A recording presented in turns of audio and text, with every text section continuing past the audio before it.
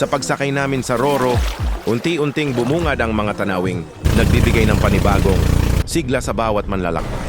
At sa silangan, sumilip ang isang napakagandang pagsikat ng araw, kasama ang aming masipag at maaasahang kapitan at ang mga kaibigan kong laging handang tumulong. Narito rin ang magagandang cottage ng Nabul Beach at ang matibay na river wall na isa ring paboritong pasyalan.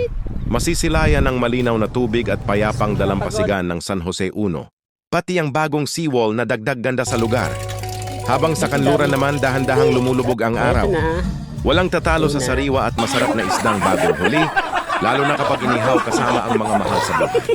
Nagsimula na rin ang masayang paghahanda para sa pista. Puno ng tawanan at pagkakaisa. At syempre, hindi mawawala ang mga pagkaing handang pagsaluhan. Isa sa mga hindi malilimutang bahagi ng paglalakbay ay ang pagsakay sa bangka habang ninanamnam ang sariwang simoy ng hangin at tanawin ng karagatan.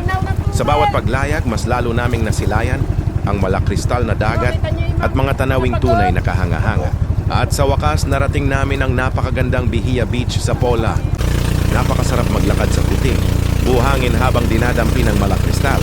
Natubig ang aming mga paa. Isang payapang lugar kung saan tila humihinto ang oras at tanging saya at pagkamangha lamang ang mararamdaman.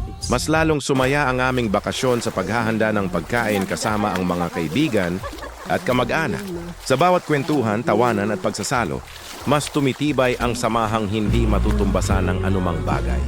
Nagpatuloy ang aming paglalakbay sa katabing beach resort na dinarayo rin ng maraming turista dahil sa likas nitong kagandahan. Habang tinatanaw ang malinis na dalampasigan, pinakikinggan ang paghampas ng alon at ninanamnam ang bawat sandali na pagtanto naming ang mga ganitong alaala ang tunay na kayamanan ng buhay. Mga simpleng sandaling puno ng saya, pagmamahalan, at pasasalamat na mananatili sa aming puso magpakailanman. Dami na nakablog ko tayo. Nakabidyo na na. Huwag na ako dyan. Alam mo, nakabidyo ka na yan. Alam mo.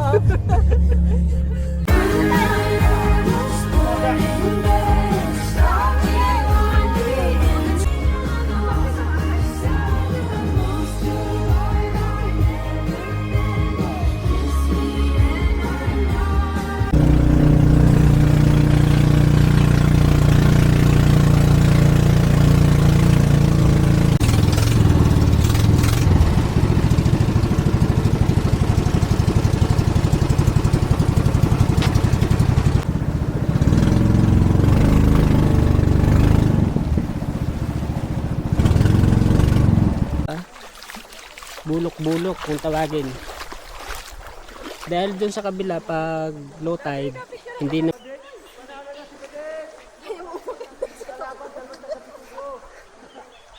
diyan sa may bato 5 million viewers. Hi guys! Yan. Welcome to Video Lang. Si Binibining Jeanette. Kaya sabi ng unggoy, mainit ngayon.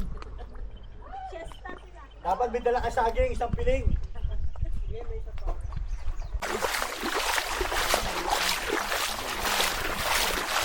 Nakita mo naman, hindi ka makakapunta dito. Sarap mo yung Mandoro boy. Paano mo mapupunta yung lugar na to? Paano yung pasok mo sa trabaho? Ayun po, nakasalamin. Ito?